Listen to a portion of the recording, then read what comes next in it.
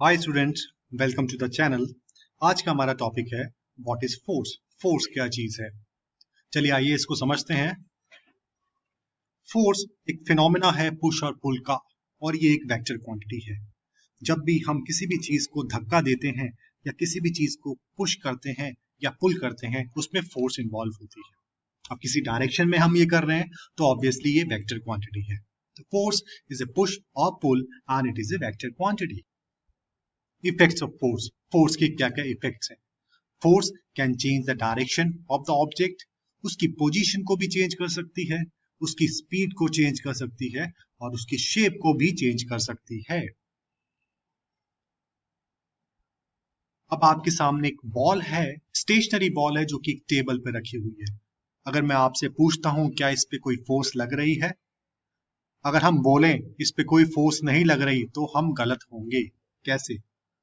ये एक बॉल है जिसका जो वेट है वो डाउनवर्ड डायरेक्शन यानी कि नीचे की तरफ लग रहा है, जबकि जो टेबल है इस बॉल को ऊपर की तरफ धक्का दे रहा है। तो डाउनवर्ड फोर्स और अपवर्ड फोर्स, जिसको हम नॉर्मल फोर्स बोलते हैं, वो आपस में बैलेंस्ड आउट हो रही है। इनका जो नेट रिजल्टेंट है वो जीरो है। तो हम ये कह सकते हैं अगर कोई भी ऑब्जेक्ट कोई स्टेशनरी है, इसका मतलब ये नहीं है कि उस पर कोई फोर्स नहीं लग रही, बल्कि उसका मतलब ये है जो नेट फोर्सेस जो उस पे लग रही हैं उनका रिजल्टेंट जीरो है। फोर्स डिपेंड्स ऑन मास। अब आपके सामने दो बॉल्स हैं, एक प्लास्टिक की बॉल है और दूसरी तरफ आयरन की बॉल है। उनकी शेप और साइज सेम है लेकिन मास अलग अलग है। एक का मास है 1 kg प्लास्टिक की बॉल और आयरन की बॉल का मास है 2 kg। अब हमें इसको पुश करने के लिए बोला जाता है। अब आप मुझे बताइए जब हम इसको पुश करेंगे किसको पुश करने में हमें ज्यादा एफर्ट करने पड़ेंगे? ऑब्वियसली आयरन की बॉल जिसका मास ज्यादा है उसको पुश करने में हमें ज्यादा एफर्ट्स करने पड़ेंगे। अच्छा, मास क्या होता है? Mass is the amount of matter content in a body. किसी भी बॉडी में कितना मैटर है उसको मास बोलते हैं। अब हमें यह पता लग गया कि आयरन की बॉल को पुश करने में हमें ज्यादा एफर्ट्स करने पड़ेंगे as compare to plastic ball, क्योंकि आयरन की बॉल का मास ज्यादा है। इसका मतलब यह हुआ ज्यादा मास ज्यादा फोर्स। जिसका जितना ज्यादा मास होगा उस ऑब्जेक्ट को हमें पुश करने में या पुल करने में ज्यादा एफर्ट्स या ज्यादा फोर्स लगानी पड़ेगी। तो हम सिंपल वर्ड्स में बोल सकते हैं force depends on mass. Next है force depends on change in velocity with respect to time. अब मैंने दो बॉल्स ली हैं जिनकी सेम शेप है, सेम साइज है और मास भी सेम है। एक बॉल को पुश करते हैं, उसकी वेलोसिटी कर देते हैं 2 मीटर पर सेकंड। दूसरी बॉल को पुश करते हैं और उसकी वेलोसिटी कर देते हैं 3 मीटर पर सेकंड। दोनों रेस्ट पे थी और ये काम हमने किया 1 सेकंड के अंदर।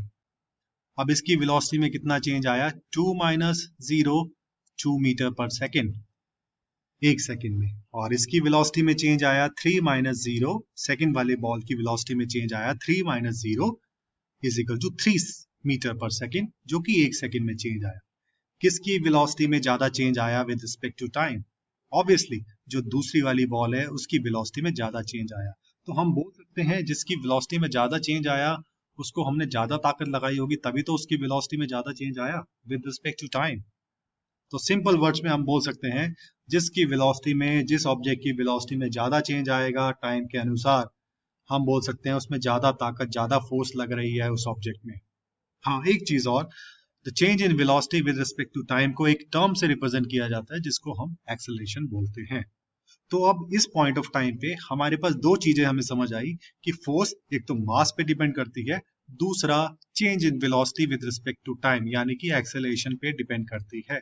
तो हम सिंपल वर्ड्स में बोल सकते हैं force is a product of mass and acceleration.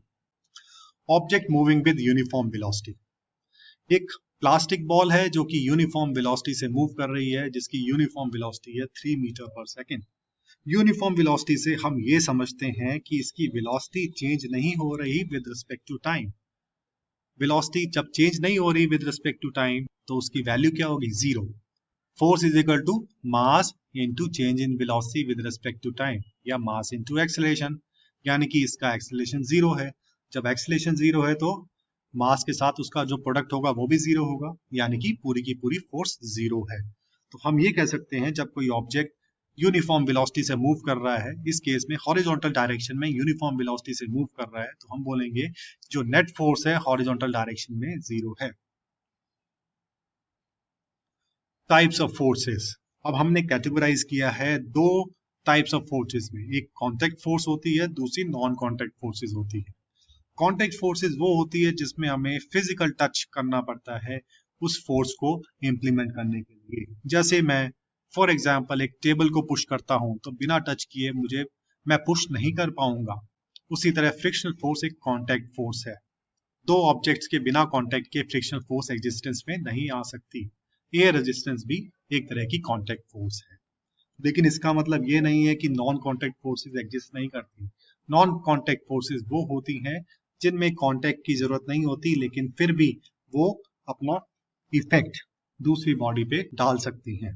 जैसे ग्रेविटेशनल फोर्स, कोई भी बॉल अगर ऊपर से नीचे गिरती है तो वो क्यों गिर रही है? क्योंकि अर्थ उसको खींच रही है।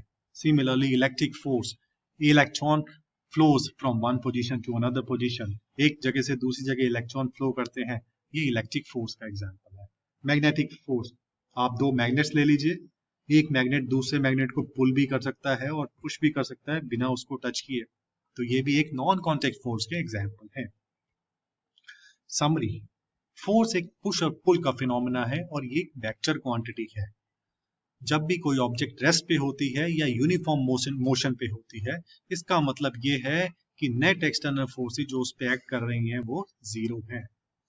फोर्स मास पे डिपेंड करती है और change in velocity with respect to time यानी कि एक्सेलरेशन पे डिपेंड करती है। और सिंपल वर्ड्स में हम ये भी कह सकते हैं फोर्स जो है मास और एक्सेलरेशन का प्रोडक्ट है। फोर्स डायरेक्शन भी चेंज कर सकती है, पोजीशन, स्पीड और शेप भी ऑब्जेक्ट की चेंज कर सकती है। फोर्स दो तरह की होती हैं, contact force and non contact force. अब आपके सामने एक क्विज है जो कि हर बारी हम पूछते हैं, इसके आंसर्स आपको देख सकते हैं, देखने को मिल जाएंगे। चलिए स्टार्ट करते हैं। Gravitational force is a dash force. Second, force is a dash quantity. Force depend on dash and dash. A book lying on a table does not experience any force. क्या ये स्टेटमेंट ट्रू है या false है? Your time starts now.